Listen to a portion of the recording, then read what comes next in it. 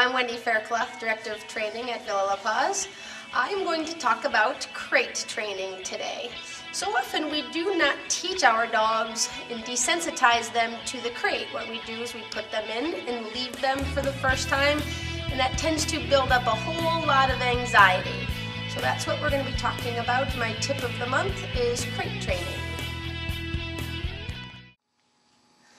The first thing I want to talk about is why crate training is important. There's many reasons for crate training.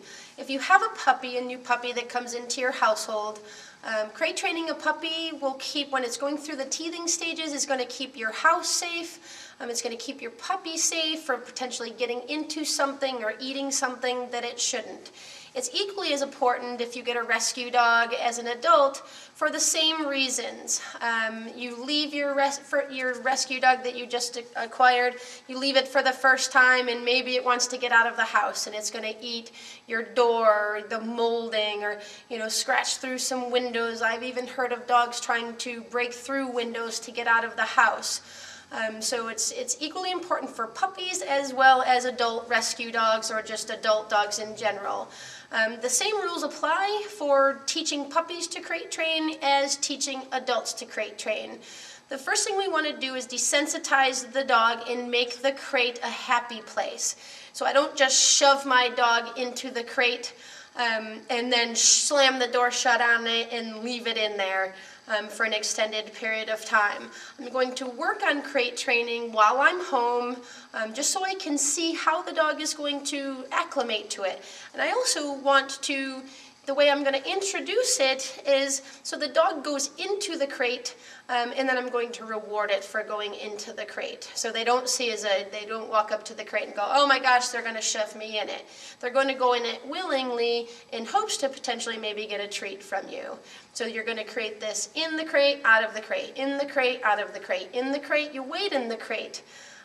You come out of the crate, you wait, you go back into the crate, you get a reward. So I'm going to give you the first couple steps. I might even use a couple of dogs. Secret was a Border Collie rescue that I got when she was a baby puppy. When I first got her, I played crate games with her. So you'll see that she actually enjoys going into her crate. It's not a punisher. I never use her crate as a punisher. When she goes in there, I still reward her. So when I'm out places and she sees a crate, she'll actually try to go into it in hopes to solicit a reward from me. Freebie. Okay, so I'm going to take her off leash. I'm going to approach the crate. The first thing you want to do is, even when the dog looks in, she's probably going to try to go right in there, but even when the dog looks into the entrance of the crate, you're going to put a reward in there. Freebie. Good. So as she looks in the crate, I can drop a reward right in there. Good. And as she stays in there, I keep rewarding her for being in the crate. She chooses to stay in the crate, I'm going to reward her for it.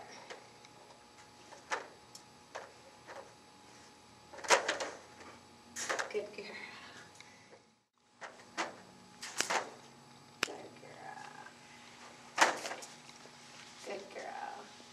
So I wait, she goes in the crate, I mark it, yes, good girl, feed her rewards. I feed her toward the back of the crate because I want her going in. I don't want to feed her. A dog generally, what they might do is they might just step their front feet in there, and if I only place the reward in the front of the crate, it's not going to draw them all the way into the crate, which is why I try to feed toward the back of the crate to draw them into the back of the crate. And I'm going to do this for probably a week. Play these games with them for probably a week. And again, I'm going to do this, yes, good girl.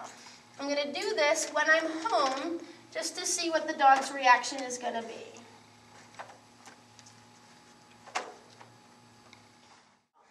And the next step, what I might do, after a week or so of playing this game, I might close the door and see what the dog's reaction is. I close the door, and I toss some rewards in. And I'll open the door, and hopefully the dog isn't going to come slamming out of the crate. You want to make sure that when you open the door that it's not at an anxious moment. You want to make sure that they're calm. So if she were here scratching at the crate door, that I'm not going to open it at that point. I'm going to wait until she's calm, waiting in the crate. I'll try to open up the door a little bit. If she tries to race out of the crate, I'll close the door again and then reward the dog again for being in the crate. When they're getting their rewards, good, they stay in the crate. I reward them for being in the crate, free, and then I release her to come out of the crate. And she's going to go right back in hopes to get another reward. Again, feed to the back of the crate. There's two different types of crates. This is a wire crate. There's also an airline style crate, which some dogs like better than the wire crates. It's more den-like. You can still reward through the slats on the side in an airline crate as well as you can in the wire crates.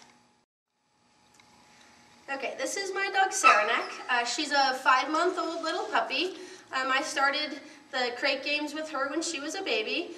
The point I wanted to show you with her is another way you can desensitize a dog to a crate is feeding them in a crate.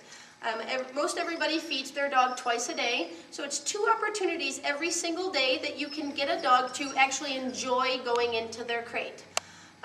So I've already played crate games with her, and so the next thing I'm going to do, and you can also incorporate a weight for the food when you do this. So I'm going to wait. She's going to go in her crate. Yes, good girl. And I can mark it with the food.